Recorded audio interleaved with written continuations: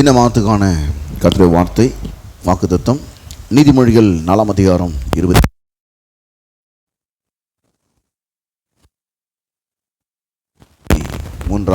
வசனத்தை நான் வாசிக்கிறேன்.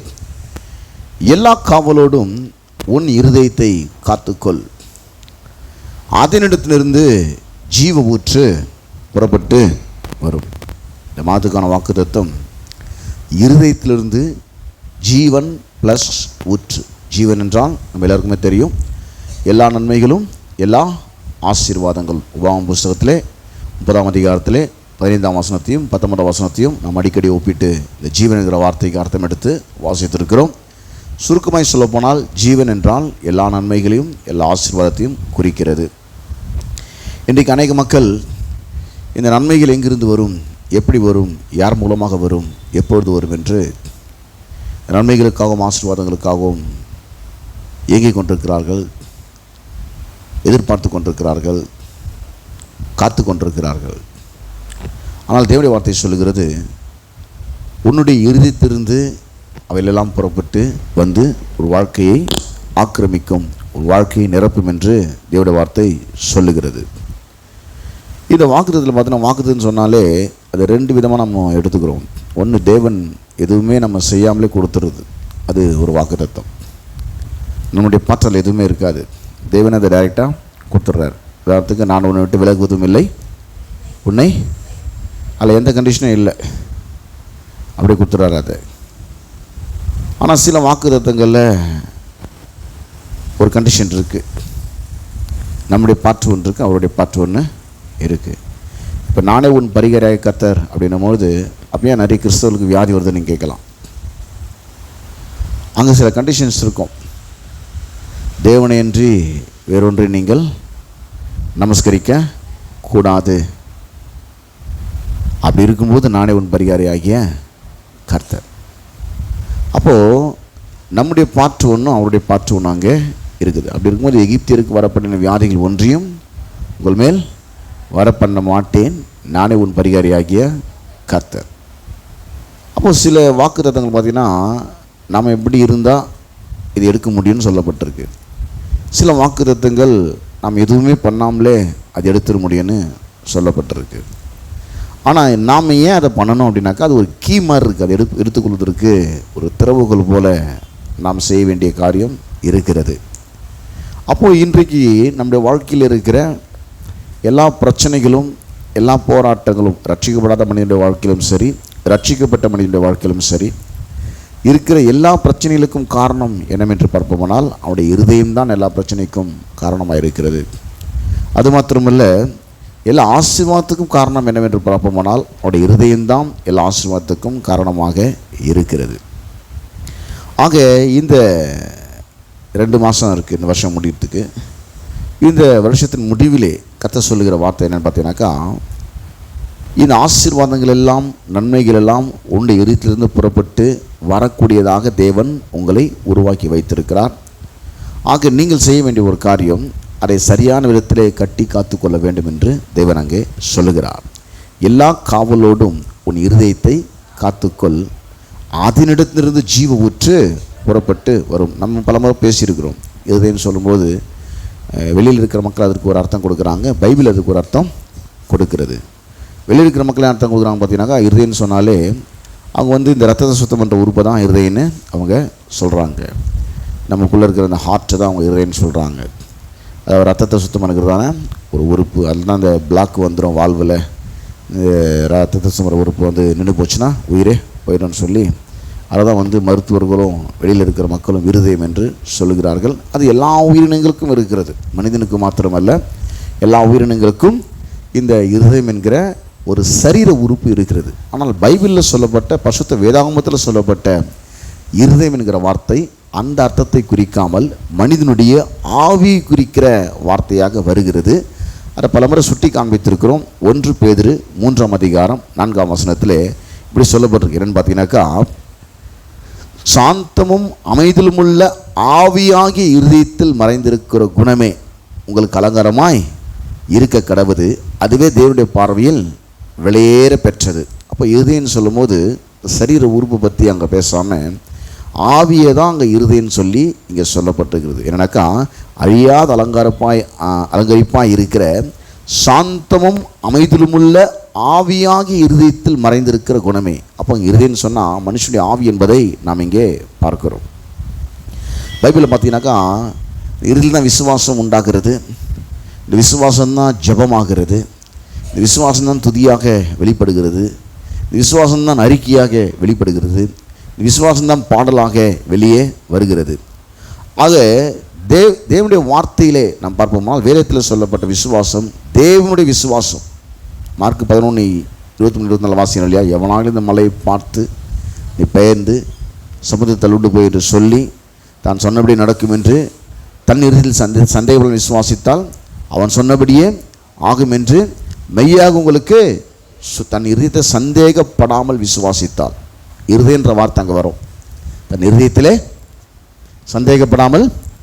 அப்போ இருதயத்தில் தான் விசுவாசிக்க முடியுது.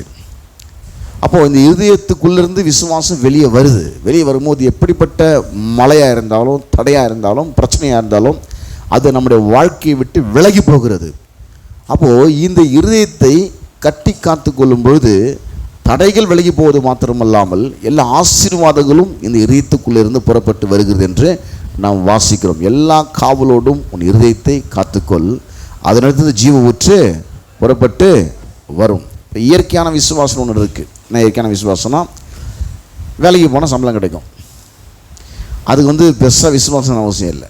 பெருசாக விசுவாசிக்கணுன்னு அவசியமே இல்லை. நீங்கள் நல்லா பட்சம் ஒரு நல்ல வேலை உங்களுக்கு கிடைக்கும். அதுக்கு ஒன்றும் பெருசாக விசுவாசிக்கணுங்களுக்கு அவசியமே இல்லை. அது இயற்கையான ஒரு விசுவாசம். அது உங்களுடைய அறிவு நிமித்தமாக உங்களுடைய புலன்கள் நிமித்தமாக வருகிற ஒரு விசுவாசம். அந்த விசுவாசம் யாருக்கு பார்த்தீங்கன்னாக்கா எல்லா மக்களுக்கும் இருக்குது. ஆனால் அந்த விசுவாசத்தை வச்சு தேவனுடைய ஆசீர்வாதம் எடுக்க முடியுமா என்று சொன்னால் எடுக்க முடியாது. இது இயற்கையாக மனுஷனுக்குள்ள ஒரு விசுவாசம். தேவனுடைய வார்த்தையில் சொல்லப்பட்ட விசுவாசம் இயற்கைக்கு அப்பாற்பட்ட ஒரு விசுவாசம். என்ன விசுவாசம் பார்த்தீங்கன்னாக்கா, தேவனுடைய வார்த்தை கண்களால் பார்க்க முடியாத ஒன்றை, நீங்கள் நம்ப முடியாத ஒன்றை அது சொல்லுகிறது. நீங்கள் அதை அப்படியே ஏற்றுக்கொள்கிறீர்கள். அதை ஏற்றுக்கொள்வதற்கு இடையூறாக தடையாக இருக்கிற எல்லாவற்றையும் நீங்கள் அப்புறப்படுத்தி சரியான நிலையில் நீங்கள் உங்களை வைத்துக் கொள்கிறீர்கள். அதுதான் எல்லா காவலோடும் உன் இருதயத்தை காத்துக்கொள், அதனிடத்திலிருந்து ஜீவ ஊற்று புறப்பட்டு வரும். அப்போ பார்த்தீங்கன்னாக்கா இந்த சரீரத்துக்கு பார்த்தீங்கன்னாக்கா சாப்பாடு ரொம்ப அவசியமாக இருக்குது. அப்போ சரீரம் ஆக்டிவாக ஒர்க் பண்ணும். அதே போல் மனதிற்கு பார்த்தீங்கன்னாக்கா அறிவு ரொம்ப அவசியமாக இருக்குது. அறிவு சரியாக இல்லைனாக்கா மனம் சரியாக இயங்காது. அதே போல் பார்த்தீங்கன்னாக்கா இந்த இருதயத்துக்கு, அதாவது உள்ளான மனிதனுக்கு தேவனுடைய வார்த்தை அவசியமாக இருக்கிறது. அதுதான் விசுவாசத்தை நமக்கு கொடுக்கக்கூடியதாக இருக்கிறது. அப்போ இப்படிப்பட்ட விதத்தில் நம்முடைய வாழ்க்கையை தேவன் வடிவமைத்து வைத்திருக்கிறார். இப்போ எல்லா காவல் இருதயத்துக்காக அந்த வசனத்தை கொஞ்சம் ஃபுல்லாக வாசிக்கிறேன் பாருங்கள். இந்த நீதிமொழிகள் 4:24 வரைக்கும் வாசிக்கிறேன். ஏன் அதை வாசிக்கிறேன்னாக்கா, எப்படி அதை காத்துக்கொள்வது என நான் பார்ப்போமானால், இந்த வாயை நம்ம தவறாக பயன்படுத்தும் போது நம் இருதயத்தை காத்துக்கொள்ள தவறி விடுகிறோம். இந்த வாயை நாம் சரியாய் பயன்படுத்தும் போது இருதயத்தை காத்துக்கொள்வது நாம் கவனமாக இருக்கிறோம். ஆக இந்த இருதயத்துக்கும் இந்த வாய்க்கும் நெருங்கிய சம்பந்தம் இருக்கிறது. அநேக மக்கள் பேசும்போது என்ன பேசுறது யோசிக்காமல் பேசுகிறாங்க பாருங்கள். அநேக மக்கள் யோசித்து பேசினாலும் அது ஆவிக்குரிய வாழ்க்கையை பாதிக்கக்கூடாதான்றதை நிதானிக்காமல் பேசிடுவாங்க. அந்த வேதவசனம் சொல்லுது, இருதயத்தை எப்படி காத்துக்கிறனாக்கா, சில காரியங்களை செய்யும்போது இருதயத்துக்குள்ள ஒரு விஷயம் போகுது.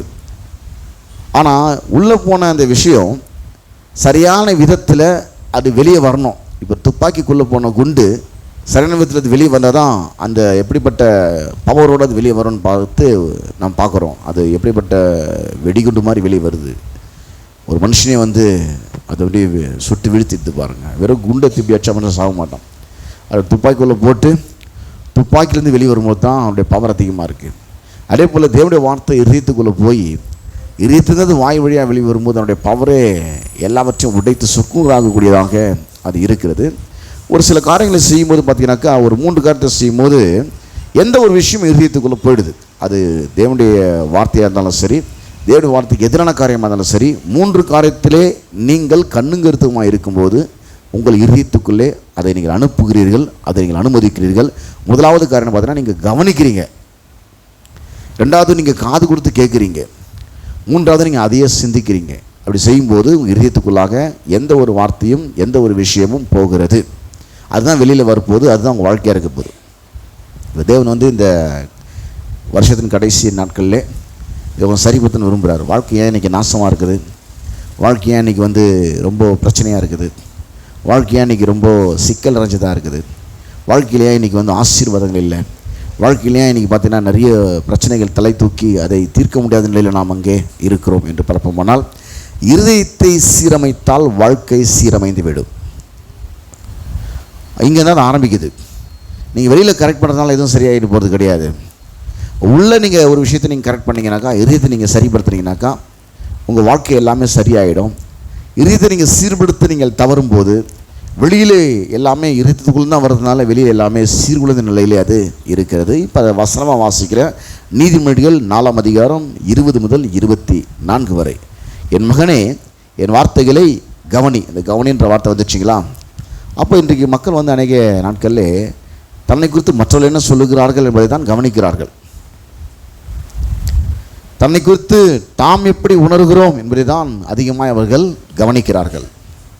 உங்களை குறித்து மற்றவர்கள் சொல்லுவது சத்தியமல்ல, உங்களை குறித்து நீங்கள் உணர்வதும் சத்தியமல்ல, உங்களை குறித்து தேவனுடைய வார்த்தை சொல்லுவதே சத்தியமாக இருக்கிறது. நீங்கள் அதிலே கவனம் செலுத்துவது உங்கள் இதயத்துக்குள்ளே போகிறதான வாசலை நீங்கள் திறக்கிறீர்கள். உங்களை குறித்து குட் ஒப்பீனியன் சொல்கிறாங்களா அல்லது ராங் ஒப்பீனியன் சொல்கிறாங்கன்னு சொல்லி அதையே நீங்கள் மற்றவங்க என்ன பேசிக்கிறாங்கிறத கவனிச்சிங்கன்னா இதயத்துக்குள்ளே தவறானதெல்லாம் போவதற்கு நீங்கள் அனுமதி கொடுக்கிறீர்கள். தேவன் சொல்கிறாரு, இதயத்தை வந்து நீங்கள் வந்து சரணத்தில் வந்து நீங்கள் கட்டி காக்கணும்னா நீங்கள் கவனத்தை வந்து உங்களுக்கு பற்றி யார் என்ன பேசிக்கிறாங்கன்றதில் செலுத்தாதீங்க. உங்களுடைய குறைபாடுகள் மேலே கவனத்தை நீங்கள் செலுத்தாதீங்க. உங்கள்கிட்ட என்ன இருக்குது, என்ன இல்லை, என்ன முடியும், என்ன முடியாது அப்படின்றதில் நீங்கள் கவனத்தை நீங்கள் செலுத்தாதீங்க. நீங்கள் தேவனுடைய வார்த்தையில் உங்கள் கவனத்தை செலுத்துங்கள். என் மகனே, என் வார்த்தைகளை கவனி, என் வசனங்களுக்கு உன் செவியை சாய். ரெண்டாவது வார்த்தை பார்த்தீங்கன்னாக்கா காது கொடுத்து கேளுன்றார். முதல்ல கவனின்றாரு, ரெண்டாவது காது கொடுத்து கேளுன்றாரு, மூன்றாவது அவைகள் உன் கண்களை விட்டு பிரியாதிருப்பதாக. இது மூணு செஞ்சிங்கன்னா இதயத்துக்குள்ளே எந்த ஒரு விஷயமும் போகுது. இதயத்துக்குள்ளே இன்றைக்கி தவறான காரியங்கள்லாம் போச்சுன்னா இது மூணுத்தையும் ஒவ்வொரு மனுஷனும் ஒவ்வொரு நாளும் செய்து கொண்டு வருகிறான். ஒவ்வொரு நாளும் அநேக விஷயங்களை, அநேக சம்பவங்களை, அநேக வார்த்தைகளை நாம் கவனித்து கொண்டிருக்கிறோம், நாம் கேட்டுக்கொண்டிருக்கிறோம், அதை நாம் தியானித்து கொண்டிருக்கிறோம், நினைத்து கொண்டிருக்கிறோம், கண்களுக்கு முன்பாக நாம் அதை வைத்து கொண்டு இருக்கிறோம். அப்படி வைக்கிறதுனால இதயத்துக்குள்ளே அது போயிடுச்சு. எது போயிடுச்சு? நீங்கள் எதை கேட்டீங்களோ, எதை கவனிச்சிங்களோ, நீங்கள் எதை காது கொடுத்து கேட்டீங்களோ, நீங்கள் எதை வந்து இரவும் பகலும் சிந்திச்சிங்களோ அது இதயத்துக்குள்ளே போயிடுச்சு. இரவும் பகலும் பிரச்சனையை கவனிச்சுக்கிட்டு, இரவும் பகலும் பிரச்சனையே காதில் கேட்டுக்கிட்டு, இரவும் பகலும் பிரச்சனையே தியானிச்சுட்டு இருக்கிற மனுஷன் உள்ள பிரச்சனை தான் இருக்கும். ஏன்னா பயமுறுத்துகிற விஷயத்தை தான் நீங்கள் வந்து காது கொடுத்து ரொம்ப கேட்குறீங்க. உங்களை இடித்து நாசமாக்குற விஷயத்தை தான் காது கொடுத்து அதிகமாக நீங்கள் கேட்குறீங்க. இது ரொம்ப காது கொடுத்து கேட்ட விஷயத்தில் கவனத்தை அதிகமாக செலுத்தி அதையே நீங்கள் கற்பனை பண்ண ஆரம்பிக்கும் போது இதயத்துக்குள்ளே அந்த விஷயம் அப்படியே போய் தங்கிடுது. ஆனால் தேவனுடைய வார்த்தை அதுக்கு அப்படியே நேர்மாறாக சொல்லுது. என்னன்னாக்கா, இன்றைக்கு மனுஷன் வாழ்க்கை நாசமாக இருக்கிறதுக்கு காரணம் இந்த மூணுத்தையும் அவன் தப்பாக செஞ்சதுனால அவன் வாழ்க்கை அப்படி இருக்குது. இது மூணுத்தையும் நீங்கள் சரியாக செஞ்சதுனால உங்கள் வாழ்க்கை நல்லா மாறிடும். அதை நீங்கள் என்ன பண்ணணுனாக்கா, முதல்ல உள்ள நல்ல விஷயத்தை அனுப்பணும். என் மகனே, என் வார்த்தைகளை முதல்ல கவனிக்கணும். என்ன பண்ணணும்? கேட்குறதுக்கு முன்னாடி கவனிக்கணும். சில கேட்பாங்க, ஆனால் கவனம் அங்கே இருக்காது, சும்மா உட்காந்து கேட்டுருப்பாங்க. பாருங்கள், தேவன் சொல்கிறாரு, முதல்ல கவனி, ரெண்டாவது காது கொடுத்து செவியை சாய், காது கொடுத்து கேளு. எதை கவனிச்சியோ, எதை கேட்டியோ, வசனத்தை கவனித்து வசனத்தை கேட்டு அதை இரவும் பகலும் அப்படியே சிந்தித்து கொண்டே இரு. அது இதயத்துக்குள்ளே போயிடுது. போன உடனே அந்த வசனம் சொல்ல, அவைகளை கண்டுபிடிக்கிறவர்களுக்கு அவைகள் ஜீவனும் அவள் உடலுக்கெல்லாம் ஆரோக்கியமாம். ஜீவன்னா இந்த ஒரு ஃபார்முலாவை கண்டுபிடிச்சி உனக்கு இப்படி தான் இது வேலை செய்யுது அப்படின்றத புரிஞ்சுக்கணும். உனக்கு அவன் வாழ்க்கையில் எல்லாமே ஆசீர்வாதமாக அவைகளை கண்டுபிடிக்கிறவர்களுக்கு நான் பெருசாக கண்டுபிடிச்சதில்லை. நாம் வந்து தேவனுடைய வார்த்தையை கவனிக்கிறதுனால, தேவனுடைய வார்த்தையை காது கொடுத்து கேட்கறதுனால, தேவனுடைய வார்த்தை இரவும் பகலும் தியானிக்கிறதுனால அது இருதயத்துக்குள்ளே போய் தேவனுடைய வார்த்தை நம்முடைய மனதை மறுரூபமாக்கி, மனதை புதுப்பித்து, மனதில் இருக்கிற தவறான காரியங்களை அழித்து, புதிய எண்ணங்களை நமக்கு கொடுத்து, புதுப்பிக்கப்பட்ட மனதோடு நம்முடைய வார்த்தை வெளியே வருகிறது. அப்படி வெளியே வரும்போது அந்த வார்த்தை அங்கே கிரியை செய்து சூழ்நிலை எல்லாவற்றையும் மாற்றி அமைக்கிறது. இதை வார்த்தை கண்டுபிடிச்சிட்டான்னா, இந்த விஷயத்தை, இந்த ஃபார்முலா இப்படி தான் வேலை செய்து அப்படின்றத கண்டுபிடிச்சிட்டான்னா, அவைகளை கண்டுபிடிக்கிறவர்களுக்கு அவைகள் ஜீவனம், எல்லா நன்மைகள் எல்லாம் ஆசுவான அர்த்தம். ஜீவன் தான் உடலுக்கெல்லாம் ஆரோக்கியமாம். அது எப்படி இப்போ உள்ள கண்டுபிடிச்சாச்சு இப்படி வேலை செய்யுதுன்னு சொல்லி. ஆனால் என்ன பண்ணாக்கா, இப்போ இருதயத்தை கட்டி காக்கணும். எப்படி கட்டி காக்கணும்னா, 23 வசனத்தில் இப்போ நல்ல விஷயம் உள்ள போயிருக்குது. அதை கெடுத்து போடுவதற்காக அதுக்கு நேரத்திலான விஷயத்தை நீங்கள் கேட்க வச்சு, இப்போ நீங்கள் செழிப்பு குறித்து கேள்விப்பட்டுட்டு போயிருப்பீங்க. உங்களுக்கு கடன் பிரச்சனையை உங்கள் காதில் கேட்க வச்சு, உங்கள் வருமான குறைவு உங்கள் காதில் கேட்க வச்சு, உங்கள் வாழ்க்கையில் இருக்கிற எல்லா விதமான வறட்சியை உங்கள் காதில் கேட்க வச்சு, உங்களை சுற்றி இருக்கிற ஆட்கள்லாம் பேசும்போது அதை நீங்கள் கவனித்து நீங்கள் அதை கேட்டு நீங்கள் போய் இந்த கடனை இப்படி அடைக்க போகிறீங்க, அதையும் நீங்கள் சிந்திச்சிருந்தீங்கன்னாக்கா, இப்போது நல்ல செழிப்பான வார்த்தையை கேட்ட நீங்கள் இப்போ அளந்து பண்ணுறான் பிசாசு அதுக்கு நேரெதிரான ஒன்றை கவனிக்க வச்சு, கவனம் செலுத்த வச்சு, உங்கள் கவனத்தை நீங்கள் எதில் செலுத்துறீங்க ரொம்ப முக்கியம் பாருங்க. கவனத்தை தேவனுடைய வார்த்தை செலுத்தணும். தேவனுடைய வார்த்தைக்கு எதிராக இருக்குது எதுலையுமே நீங்கள் கவனத்தை செலுத்தாதீங்க. உங்களை பற்றி யார் என்ன சொல்கிறாலும் கவனத்தை செலுத்தாதீங்க. நீங்களே குறித்து எப்படி உணர்றீங்க அது கவனம் செலுத்தாதீங்க. உங்களுக்கு தேவனுடைய வார்த்தை என்ன சொல்லுகிறது என்பதை நீங்கள் கவனம் செலுத்துங்கள். அதை நீங்கள் காது கொடுத்து கேளுங்கள். அதில் உங்களுக்கு இதயத்தில் இரவும் பகலும் நீங்கள் இதை சிந்தித்து கொண்டே இருங்கள். உங்கள் கண்களுக்கு முன்பாக இதை வைத்து கொண்டே இருங்கள். அப்படி இருக்கும்போது அது உள்ளே போயிடுச்சு. இப்போ நேரெதிரான ஒன்று வரப்போன்னு சொல்கிறார். என்னன்னாக்கா, எல்லா காவலோடும் உன் இதயத்தை காத்துக்கொள். இதுதான் இப்போ வாக்குத்தத்தம். எல்லா காவலோடும் இந்த 3 காரியத்தை நம்ம செஞ்சுன்னு வரோம். சபையில் தொடர்ச்சியாக பிரசங்கத்தை கவனிச்சுன்னு வரோம், பிரசங்கத்தை நம்ம கேட்டுன்னு வரோம், பிரசங்கத்தை நம்ம மெடிடேட் பண்ணிட்டு வரோம், தியானிச்சுட்டு வரோம். ஆனால் அது நடைமுறை வாழ்க்கையில் ஒத்து வரலையே தான் அனைவருடைய கேள்வி.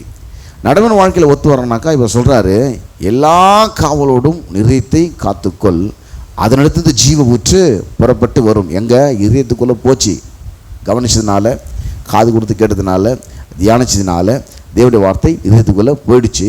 இப்போ நீ அதை சரியான விதத்தில் கட்டி காக்கணும். அதுக்கு எதிரான ஒன்றை கவனிக்க வச்சு, கேட்க வச்சு, திரும்ப உள்ளே போச்சுன்னா உள்ளே போன விசுவாசம் அப்படியே வேலை செய்ய முடியாமல் போயிடுது. எதை உள்ள அமிச்சியோ அது சரியான விதத்தில் வெளியே வர்ற வரைக்கும் அதை நம்ம கட்டி காக்கணும். எப்படி கட்டி காக்கணும்னாக்கா, வாயை ஒழுங்காக வச்சுக்கோன்றார். எப்படி சொல்கிறாருனாக்கா, வாயின் தாறுமாறுகளை உன்னை விட்டு அகற்றி உதடுகளின் மாறுபாட்டை தூரப்படுத்து. வாயின் தாறுமாறுனா அப்படியே பார்க்கறதெல்லாம் பேசிடாத, நினைக்கிறதெல்லாம் பேசிடாத, இருக்கிறதெல்லாம் பேசிடாத, இருக்கிற பிரச்சனை பேசிடாத, பார்க்குறதெல்லாம் பேசிடாத, அது கொடுத்து மனசில் விடுற குழப்பங்கள்லாம் நீ பேசிடாத. இதயத்துக்குள்ளே பயமும் சந்தேகமும் எப்படி வருதுன்னா, பயமும் சந்தேகமும் வராமன்றதுக்கு வாய்ப்பே கிடையாது. எல்லாருக்கும் பயம் வரும், எல்லாருக்கும் சந்தேகம் வரும். எப்படிங்க சந்தேகப்படாமல் விசுவாசம் நீங்கள் கேட்கலாம்.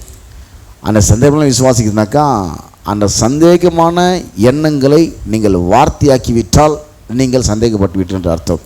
அந்த வார்த்தை ஆக்காத வரைக்கும் இயற்கையாகவே பைபிள் ஒரு சந்தேகம் வரும். எப்படி ஒரு தழும்புகளாக குணமான வசனம் சொல்லுது, ரிப்போர்ட் வரணும்னு சொல்லி எப்படிங்க நான் தழும்பு குணமான டவுட் வருது, நேச்சர் அது.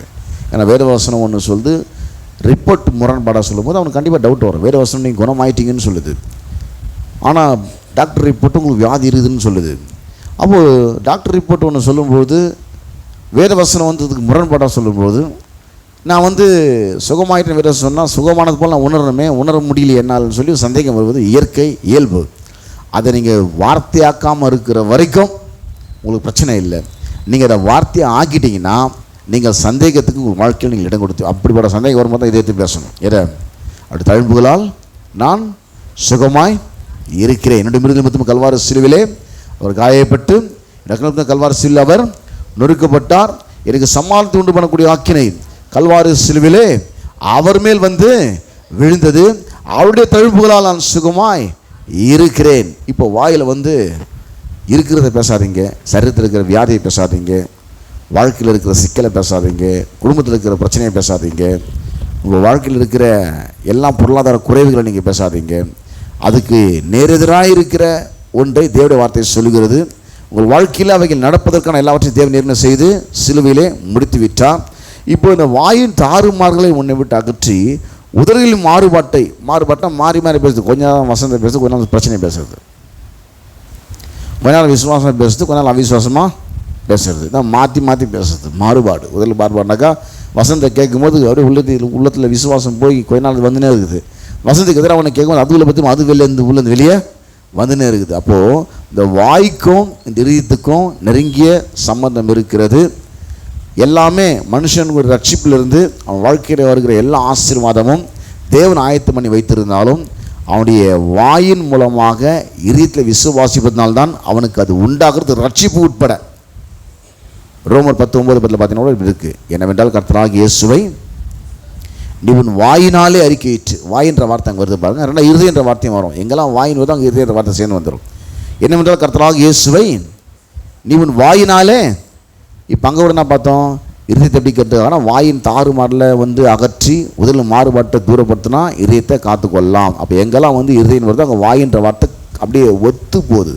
வாயின்ற வார்த்தை இருதயன்ற வார்த்தையும் சேர்ந்து வருது. இப்போ நம்ம வாசித்த வாக்குத்தத்தத்தில் வாசிக்கிறோம். நீதிமொழிகள் 4ஆம் அதிகாரத்தில் 23, 24 தான் வாக்குத்தத்தம். 23 எல்லா காவலும் உன் இருதயத்தை காத்துக்கொள், அதனிடத்து ஜீவ ஊற்றப்படணும்னு சொல்லிட்டு எப்படி காத்துக்கன்னா வாயை ஒழுங்காக வச்சுக்கன்றார். வாயின் தாறுமாறுகளை உன்னை விட்டு அகற்றி உதடுகளின் மாறுபாட்டை உனக்கு தூரப்படுத்து. இப்போ எல்லாமே வாழ்க்கையில் இந்த வாயினால் தான் வருதுன்றதை ரட்சிப்பு உட்பட நம்ம பார்க்குறோம். ரோமர் 10:9 பார்த்தீங்கன்னா அங்கே ரெண்டும் வரும். வாயின்ற வார்த்தை வரும், இருதயன்ற வார்த்தை வரும். எதுக்குன்னா ரட்சிப்புக்காக வரும். என்னவென்றால் கர்த்தராகிய இயேசுவை நீ உன் வாயினால் அறிக்கையிட்டு, சுவிசேஷத்தை கேட்டால் கூட சரி, கவனிக்கிறீங்க, கேட்குறீங்க, உள்ளத்தில் போகுது. சுவிசேஷத்தை கேட்குற எல்லாம் ரட்சிக்கப்படுறதில்லை. கேட்ட சுவிசேஷத்தை உணர்ந்து அவன் பாவின்பதை உணர்ந்து அவன் வாயினாலே அவன் அதை அறிக்கை செய்யும்போது அவனுக்கு அந்த ரட்சிப்பு உண்டாகிறது. அப்போ இதயத்துக்குள்ளே கவனிச்சதுனாலையும் கேட்டதுனாலையும் தேவனுக்காக செஞ்சு முடிச்சான்னு அவன் சிந்திச்சதுனாலையும் இதயத்துக்குள்ளே விசுவாசம் போச்சு. அந்த விசுவாசத்தை அவன் வாய் வழியாக அவன் செயல்படுத்தும் போது அவன் கேட்டது அவனுக்கு சொந்தமாகி விடுகிறது. அதை ரட்சிப்பிலே நாம் பார்க்கணும். என்னவென்றால் கர்த்தராகிய இயேசுவை நீ உன் வாயினால் அறிக்கையிட்டு தேவன் அவரை மரித்தோர்ந்து எழுப்பினார் என்று உன் இதயத்தில் விசுவாசித்தால் ரட்சிக்கப்படுவாய். நீதி உண்டாக இதயத்தில் விசுவாசிக்கப்படும், ரட்சிப்பு உண்டாக வாயினால் அறிக்கை பண்ணப்படும். 2 வருஷத்துலேயும் வாய் இருதயம் என்ற வார்த்தை வருது பாருங்க. 9 வருது, 10 வருது. 9 வசனத்துலேயும் வாய் என்ற வார்த்தை இருதயம் என்ற வார்த்தையும் சேர்ந்து வருது. 10ஆம் வசனத்துலேயும் வாய் என்ற வார்த்தையும் இருதயம் என்ற வார்த்தையும் சேர்ந்து வருது. நம்ம வாசித்த வாக்குத்தத்தத்திலையும் வாய் என்ற வார்த்தையும் இருதயம் என்ற வார்த்தையும் சேர்ந்து வருது. இந்த இருதயத்தை எப்படி கட்டுக்காத மக்களுக்கு புரியாத ஒரு புதிராகவே இருக்குது. வாயை ஒழுங்காக வச்சுனீங்கனாலே இருதயத்தை நீங்கள் கட்டிக்காதுக்குன்னு அர்த்தம். வாயை பிரச்சனையான நேரத்தில் நீங்கள் தேவனுடைய வார்த்தையை பேசணும், பிரச்சனையை பேசக்கூடாது. என் தேவன் தம்முடைய விஷயத்தினுடைய குறைவெல்லாம் நிறைவாக்குவார். வாழ்க்கையில் அப்படியே நீங்கள் ரொம்ப தாழ்ந்து போன நிலையில் என் தாழ்வில் நினைத்தவரை நான் துதிப்பேன். என்னை வாழாக்காமல் தலையாக்குகிறவர், என்னை கீழாக்காமல் மேலாக்குறவர் என்று நம்முடைய வாயிலிருந்து அப்படிப்பட்ட வார்த்தை வரும். அதை வச்சு தான் அவன் எப்படிப்பட்ட மனுஷன்றதை வேறு வசனம் உனக்கு காட்டுது. நீங்கள் யாருன்றதை உங்கள் வாய் காட்டி கொடுத்துரும். என்ன காட்டி கொடுத்துரும்? லூக்கா 6ஆம் அதிகாரம் 45ஆம் வசனத்தில் பார்த்தீங்கன்னாக்கா, நல்ல மனுஷன் தன் இருதயமாகிய நல்ல பொக்கிஷத்திலிருந்து நல்லதை எடுத்து காட்டுகிறான். பொல்லாத மனுஷன் தன் இருதயமாகிய பொல்லாத பொக்கிஷத்திலிருந்து பொல்லாத எடுத்து காட்டுகிறான். எப்படி எடுத்து காட்டுறான்? இருதயத்தினால் அவன் வாய் பேசும். அவன் வாயை வச்சு அவன் நல்லவனாக கெட்டவனு கண்டுபிடிச்சிடலாம். அவன் பேச்சை வச்சு, எதை வச்சு? வாயை வச்சு என்ன கண்டுபிடிச்சிடலாம்? சில மக்கள் அதாவது காயப்படுத்தாமல் பேசுவாங்க, நல்ல விஷயமே இருக்கும். நம்ம தப்பாக எடுத்துக்க முடியாது. அவன் பேச்சு சில நேரத்தில் அப்படி இருக்கும், ஆனால் நல்லதுக்காக அது இருக்கும். ஒரு டாக்டர் வலி போன ஊசி குத்துறாரு. எதை குத்துறாரு? வலி போனன்னு ஊசியை குத்துறாரு. டாக்டர் ஊசி குத்துற மாதிரி பேசுகிறவங்களும் உண்டு, வாழைப்பழத்தில் ஊசி குத்துற மாதிரி பேசுகிறவங்களும் உண்டு. டாக்டர் ஊசி குத்துனாருன்னா அது வலி போனதுக்காக குத்துனாரு. ஆனால் சில நாட்கள் பேசுவாங்க பாருங்கள், அப்படியே நல்லா அழகாக பேசுவாங்க. வாழைப்பழத்தில் ஊசி குத்துற மாதிரி பேசுவாங்க பாருங்கள். பேசுகிற வார்த்தைகள்லாம் எடுத்து காட்டுறாங்க. வார்த்தையிலிருந்து தன்னை ஒரு யோகிய மாதிரி காமிச்சிக்கின்னு அப்படி எடுத்து பேசுவாங்க. அதை பேசுகிற வார்த்தைகள்லாம் சரியாக இருக்காது. சில வார்த்தைகள் கண்டிப்பாக இருக்கும். அது டாக்டர் ஊசி குத்துற மாதிரி. எது குத்துறாருனாக்கா நோவு போகணும், வியாதி போனதுக்காக ஊசியை குத்துறாரு. அது கண்டிப்பான வார்த்தைகள். அது குத்தலாம் வியாதி போகாது. என்னதான் மாத்திரை போடலாம் சில வேலை செய்ய மாட்டேங்குது. அது ஒரு இன்ஜெக்ஷன் போட்டால் தான் டக்குன்னு அந்த ஜுரம் விட்டுடுது. நரம்பு வழியாக போகும்போது தான் அது டக்குன்னு வேலை செய்யுது. அது வாய் வழியாக போய் அது வேலை செய்து டைம் எடுக்கும்போது, மாத்திரையாக போய் வேலை செய்ய டைம் எடுக்கும்போது அது நரம்பு வழியாக உடனே போய் டக்குன்னு வேலை செஞ்சிடுது. அப்போது இங்கே பார்த்தீங்கன்னாக்கா ஒரு மனுஷன் எப்படிப்பட்டவன்றதை கண்டுபிடிக்கிறதுக்கு அவங்கள்ட்ட 10 நிமிஷம் பேசினாலே போதும் எப்படிப்பட்டு கண்டுபிடிச்சிடலாமா. நல்ல மனுஷன் தன் இருதயமாகிய பொக்கிஷத்திலிருந்து நல்லது எடுத்துக்க. அந்த இருதயத்துக்குள்ளே என்ன இருக்குதுன்னா, இருதயம் வந்து ஒரு பொக்கிஷசாலியாக இருக்குது. நீங்கள் வசனத்தை எவ்வளோ கேட்குறீங்களோ, எவ்வளோ கவனிக்கிறீங்களோ, எவ்வளோ சிந்திக்கிறீங்களோ அதை அப்படியே சேகரித்து வச்சுருக்கீங்க. நல்ல பொக்கிஷம் சேகரித்து வச்சுருக்கிறீங்க. அதை நீங்கள் பேசும்போது அதை எடுத்து காட்டுகிறீர்கள். பொல்லாத மனுஷன் தன் இருதயமாகிய பொல்லாத பொக்கிஷத்திலிருந்து பொல்லாத எடுத்து காட்டுகிறான். அப்போ நல்லவன் கெட்டவன்றதை எப்படி கண்டுபிடிக்கலாம்? நல்லவன் கெட்டவன்றதை எப்படி கண்டுபிடிக்கலாம்? பார்த்தீங்கன்னா அவன் எதை வச்சு பேசுகிறானோ அதை வச்சு அவன் நல்லவனா கெட்டவனான்றதை கண்டு பிடிச்சிடலாம்.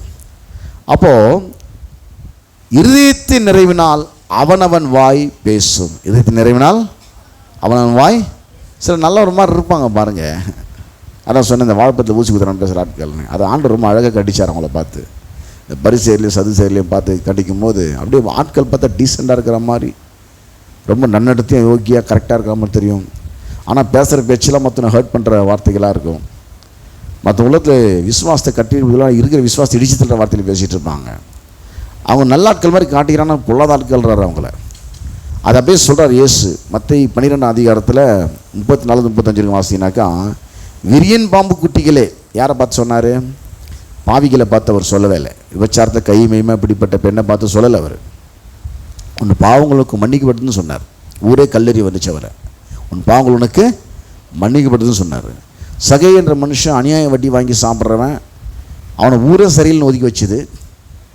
மக்கள் இருக்க எல்லா மக்களும் அவனுக்கு கொடுத்து பொல்லாத வார்த்தையில் பேசுனாங்க. அவனுக்கு நல்ல ஒப்பீனியனே இல்லை. ஏசு இறங்கி வாப்பா அவன் வீட்டில் நான் தங்கினான்னாரு. அவனை பொல்லாதவன் அவர் சொல்லவே இல்லை.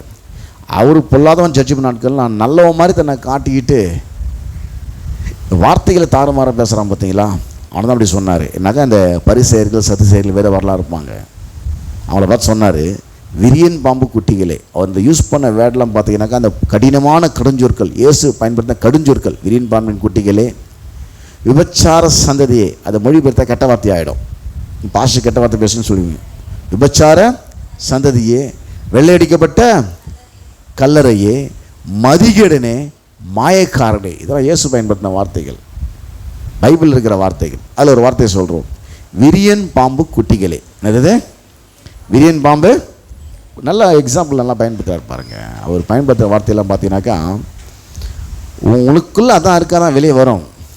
உள்ளே என்ன இருக்குதோ அதான் வெளியே வரும். விரியன் பாம்பு குட்டியிலே நீங்கள் பொல்லாதவர்களாக இருக்க நலமானது எப்படி பேசுவீர்கள்? இருதயத்தின் நிறைவினால் வாய் பேசும். இப்போ வந்து நல்ல மனுஷன் இருதயமாக நல்ல பொக்கிஷத்து நல்லவைகள் எடுத்து காட்டுகிறான். பொல்லாத மனுஷன் பொல்லாத பொக்கிஷத்து பொல்லாத எடுத்து காட்டுகிறான். அவன் நல்லவனா பொல்லாதவன்றதை எப்படி வைக்கலாம்னா, அவன் வாயின் வார்த்தையை வச்சு கண்டுபிடிச்சிடலாம். வாயின் வார்த்தையை வச்சு கண்டு பிடிச்சிடலாம். இதை கொஞ்சம் விளக்கமாக பேசினா அது அதிகமாக நமக்கு டைம் போயிடும். இன்றைக்கி இது வரைக்கும் போதும். இன்னொரு நாள் டைம் பிடிக்கும்போது நம்ம இதை பற்றி நேரம் பேசியிருக்கிறோம். இன்னும் கொஞ்சம் நம்ம ரிமைண்ட் பண்ணுவோம். அப்போது விரியன் பாம்பு குட்டிகளே. விரியன் பாம்பு யாரை பார்த்து சொன்னார்? அப்படியே வெளியில் ரொம்ப டீசெண்டாக காட்டிக்கிட்டு வாழ்ப்பத்தில் ஊசி குத்துறாமல் பேசியிருந்தாங்க சில ஆட்கள். வேத பாடுறோம், பரி செய்கிறோம், சதி செய்கிறோம். டாக்டர் ஊசி குத்துனா அதனுடைய அர்த்தம் வேறு, இவங்க பேசுகிற வார்த்தைகளுடைய அர்த்தம் வேறு. விசுவாசத்தை உண்டாக்குறது பதிலாக அவிசுவாசத்தை உண்டாக்குறாங்க. கட்டியிருப்பது பதிலாக இடித்து நாசமாக்கிட்டு மனுஷனுடைய மனதை கட்டியிருப்பது பதிலாக விசுவாசத்து தேவனுடைய வார்த்தை போதிச்சு விசுவாசம் கட்டியிருப்பது பதிலாக இருக்கிற பிரச்சனையை பேசி அவருடைய வாழ்க்கையில் இருக்கிற விசுவாசத்தை இடித்து நாசமாக்குற ஆட்களாக இருக்கிறாங்க. சொல்கிறாரு விரியன் பாம்பு குட்டிகளே. நல்ல ஒரு அந்த கரெக்டான எக்ஸாம்பிளை சென்றுறாரு பாருங்கள். நம்ம வீட்டில் பார்த்தீங்கன்னா இந்த கிராமத்துலலாம் தெரியும், மாடு வச்சுருப்பீங்க வீட்டில். இந்த மாடு வந்து நீங்கள் என்ன போட்டாலும் சாப்பிட்டோம். நீங்கள் சாப்பிட்டுட்டு அந்த எச்சலையை போட்டாலும் அந்த வாழை இலையை இந்த மாடு சாப்பிட்டோம். நீங்கள் வாழைப்பழத்தை சாப்பிட்டு தோலை போட்டாலும் அந்த மாடு அதை சாப்பிட்டோம். நீங்கள் சாப்பாடை சாப்பிட்டு மிச்சம் மீதி போட்டாலும் அந்த மாடு அதை சாப்பிடும். அதை அப்படியே வச்சு காலையில் பழைய சாதமாக்கி அதை கெட்டுப்போன சாதமாக்கி அதை ஊற்றினாலும் தொட்டியில் ஊற்றினாலும் மாடு அதை குடிக்கும், அந்த கஞ்சி அதை குடிக்கும். நீங்கள் எதுவுமே போட்டலைன்னா கூட ரோட்டில் இருக்கிற ஒட்டிருக்கிற வால் போஸ்டர்லாம் அதை கடித்து சாப்பிடும். அதை சாப்பிட்டு எதை கொடுக்கும், அது பசு மாடாக தான் நல்ல பாலை கொடுக்கும், அது எருதாக இருந்தால் உழைப்பை கொடுக்கும். பசு மாடாக இருந்தால் பாலை கொடுக்கும், எருதாக இருந்தால் உழைப்பை கொடுக்கும். அதனால் நம்ம அதுக்கு இவன் கொடுக்குறதுல ரொம்ப காஸ்ட்லியான ஹார்லிக்ஸ் பூஸ்டர் விட்டமின் இவன் கொடுக்கல. இவன் சாப்பிட்டுட்டு எச்சலையை போடுறான், வாழை இலையை அது சாப்பிடுது. இவன் வாழைப்பத்தை சாப்பிட்டு தோலை போடுறான், அது சாப்பிடுது. இவன் சாப்பிட்டு மிச்சம் மீதி இருக்கிற பழைய சாதத்தை போடுறான், அதை சாப்பிடுது. இதெல்லாம் சாப்பிட்டுட்டு நல்லது அது கொடுக்குது. ஆனால் அப்படியே முட்டையும் பாலையும் வச்சு கோயில் கட்டி கும்பிட்டுருப்பான் அந்த பாம்பை. அதுலேருந்து எந்த தர்மம் வரும்? நீ தான் முட்டையும் பாலையும் வச்சு நீ கோயில் கட்டி கும்பிட்டா கூட அதுலேருந்து விஷம் தான் வரும். என்ன வரும்? நல்லது அதுலேருந்து வரவே வராது. பாருங்கள், இதுக்கு நீங்கள் நல்லது கொடுக்கல, நீங்கள் பெஸ்ட்டாண்ட சாப்பிட்டுட்டு தூக்கி எறிகிறவனை நீங்கள் கொடுத்தீங்க. அதை சாப்பிட்டுட்டு உங்களுக்கு நல்லது கொடுத்துச்சு, உங்கள் சரத்துக்கு விட்டமினான பால் அது கொடுத்துச்சு. பசு மாடாக இருந்தால் எருதாக இருந்தால் விவசாயிகளுக்கு தேவையான உழைப்பது கொடுத்துச்சு. சில மாடுகள்லாம் நாங்கள் சின்ன வயசுல போது லோடெலாம் எடுத்துகிட்டு போவோம் மாட்டு வண்டியில், நல்லா உழைக்கும், கஷ்டப்பட்டு மாடு உழைக்கும். இப்போ தான் வண்டிக்கு வந்ததுனால மாட்டு வண்டியோடைய அருமை இப்போ தெரியல. அப்போலாம் பார்த்தீங்கன்னாக்கா நான் சின்ன பசங்களாக இருக்கும்போது அப்போ மாட்டு வண்டியிலலாம் எடுத்துகிட்டு போவாங்க. அப்போ எருதாக இருந்தால் அது உழைப்பை கொடுக்குது, பசு மாடாக இருந்தால் நல்ல ஒரு பாலை அது கொடுக்குது. இவர் அதை கம்பேர் பண்ணுறாரு. விரியன் பாம்பு குட்டிகளே, விரியன் பாம்பு குட்டிகளே, நீங்கள் பொல்லாதவர்களாக இருக்க. நீ பாம்பாக இருக்கும்போது எப்படி நீ பாலை கொடுக்க முடியும்? நீ பாலை குடிச்சு விஷத்தில் வேணா கக்குவேன். அப்போது ஒரு நல்ல மனுஷன் பொல்லாத மனுஷன்றது எப்படி காட்டுதுனாக்கா, தேவன் ஒரு மனுஷனை பார்க்கும்போது இதயத்தை தான் பார்க்குறாரு. இதயத்துக்குள்ளே நீங்கள் தேவனுடைய வார்த்தையை காதலை கேட்டு, தேவனுடைய வார்த்தையை நீங்கள் முதலாவது கவனித்து, தேவனுடைய வார்த்தையை நீங்கள் காதலை கேட்டு, தேவனுடைய வார்த்தையை நீங்கள் தியானித்து, அது நீங்கள் உள்ளே அனுப்புவீர்களானால் நீங்கள் நல்ல மனிதனாக நீங்கள் இருக்கிறீர்கள். தேவனுடைய வார்த்தைக்கு எதிராக இருக்கிற எல்லாவற்றையும் நீங்கள் காதலை கேட்டு, தேவனுடைய வார்த்தை இருக்கிற எல்லாவற்றையும் நீங்கள் கவனித்து நிறைய பேசிக்கொண்டிருப்பதால் பொல்லாத மனுஷன் பொல்லாத பொசிஷன் பொல்லாதல் எடுத்து காட்டுகிறான். அப்போ நல்ல மனுஷனாக பொல்லாத மனுஷன் எப்படி கண்டுபிடினாக்கா, தேவனுடைய வார்த்தை காதலை கேட்டு கவனித்து காதலை கேட்டு அதை உள்ளத்தில் வச்சு அதை பேசுகிற மனுஷன் அவனையும் கட்டி எழுப்புகிறான், மற்றவனையும் கட்டி எழுப்புகிறான். இதயத்தை முதல்ல கரெக்ட் பண்ணுறான் அவன். இப்போ அதுக்கு எதிராக இருக்கிற சில காரியங்கள் வரலாம், வசந்த கேட்டதுக்கு அப்புறம் அது வரும்போது அதில் கவனம் செலுத்துவதை விட்டுவிட்டு, அதை தொடர்ந்து காதலை கேட்பதை விட்டுவிட்டு, தொடர்ந்து பிரச்சனையை தியானிப்பதை விட்டுவிட்டு இதையே செய்து கொண்டிருப்பீர்களானால் அங்கு சூழ்நிலை ஒரு மாற்றம் உண்டாகும். இந்த வாக்குத்தத்த வசனம் தான், எல்லா காவலுடைய இதயத்தை காத்துக்கொள், அடுத்து ஜீவ ஊற்று புறப்பட்டு வரும்.